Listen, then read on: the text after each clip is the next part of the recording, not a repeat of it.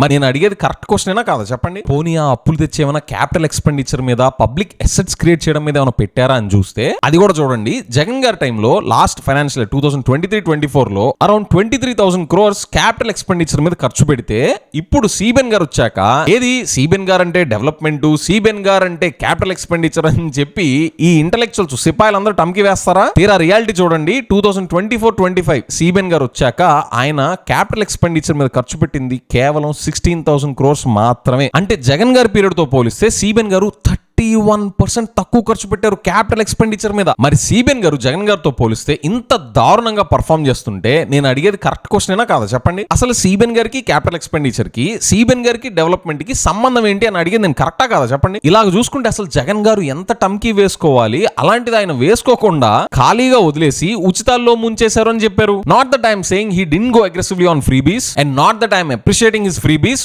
No, I don't, I won't also. But CBN గారి టమ్కీకిను జగన్ గారి టాక్లెస్ వర్క్ మోర్ అప్రోచ్ కి ఎంత తేడా ఉందో ఈ నంబర్స్ చూస్తే, ఈ కాక్ డేటా చూస్తే does it need any more explanation? So the point is revenue లోటు భారీగా పెరిగిపోయింది ఇప్పుడు సిబిఎన్ గారి అడ్మినిస్ట్రేషన్ లో. ఓవరాల్ గా ఖర్చులు పెంచేశారు, ఆదాయాలు పడిపోయాయి. దాన్ని తట్టుకోవడానికి అప్పులు తీసుకొచ్చారు. ఆ అప్పులు ఏమైనా క్యాపిటల్ ఎక్స్పెండిచర్ మీద పెట్టారా అంటే అది కూడా డిజాస్టర్.